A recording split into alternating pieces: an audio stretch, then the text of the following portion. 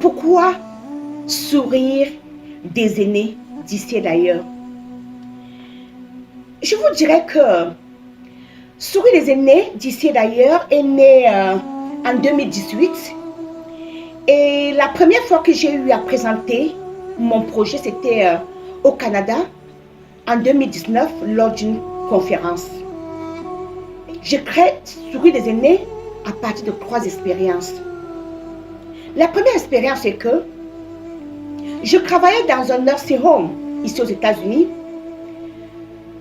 qu'on appelle généralement la maison de retraite. Alors j'avais un patient qui chaque matin après son petit déjeuner s'asseyait devant sa fenêtre et regardait toujours le dehors. Et il faut aussi mentionner que sa chambre, la fenêtre de sa chambre donnait directement sur la route. Alors un jour j'ai eu le courage, j'ai eu à poser la question à mon patient. Il dit mais why?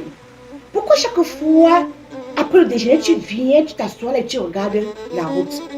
Il m'a dit je le fais parce que my hope est que, disons que mon souhait est de voir un jour ma fille ou bien mon fils venir me rendre visite. Mais je vous assure, jusqu'à la mort de ce dernier, personne n'est venu. Là, c'était ma première expérience qui m'a vraiment fait mal. Deuxième expérience, comme je vous disais, je commence avec Sourire des aînés ici aux États-Unis.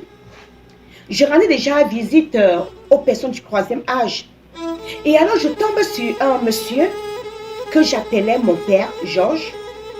Un monsieur bien riche, il avait des moyens.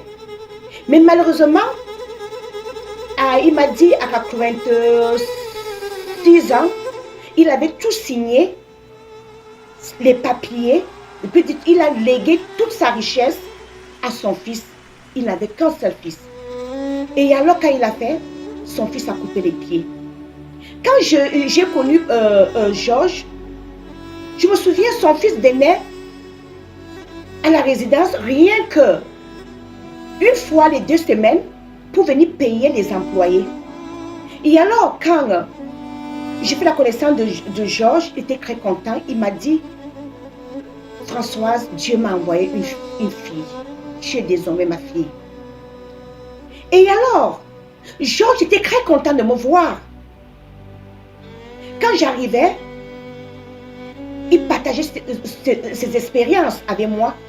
Il me disait beaucoup de choses des États-Unis que je ne connaissais pas. Mon souci était de voir Georges sourire. Et alors, comment je faisais?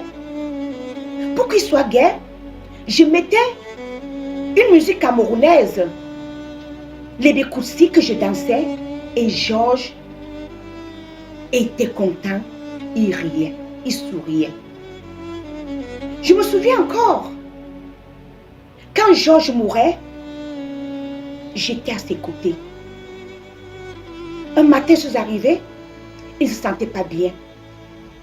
C'est moi qui lui ai appelé son fils. Il lui dit, quand tu vois là, ton père ne va pas bien. Il est arrivé, 15 minutes après, Georges est mort. J'ai été choquée. Parce que ce dernier, son souci était d'être en phase avec son fils avant sa mort. Il voulait que son fils soit là à ses côtés avant sa mort. Mais malheureusement, ce dernier n'était pas là. Et moi, je m'étais dit que ce dernier voulait même qu'il parte. Parce que je me souviens, le même jour, non, le lendemain de la mort de Georges, nous étions à la maison. Sa femme parlait déjà des biens. Elle parlait déjà comment il fallait qu'ils achètent une nouvelle maison. J'étais choquée. Troisième expérience, que je peux dire même pas expérience, mais un constat.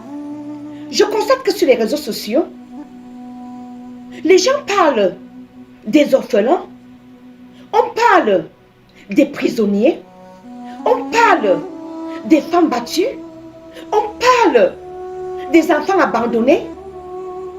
Mais on ne parle pas des personnes du troisième âge. On ne parle pas des personnes âgées. Ces personnes qui ont créé ce monde.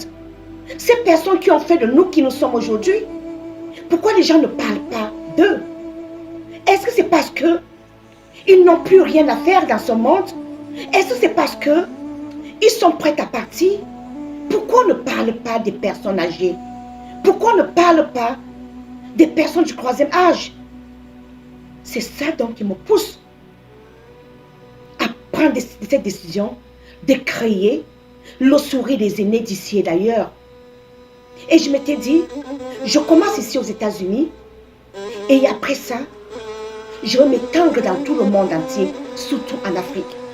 Car il y a quand même une différence entre les personnes du troisième âge, de la diaspora, et les personnes du troisième âge dans nos pays africains.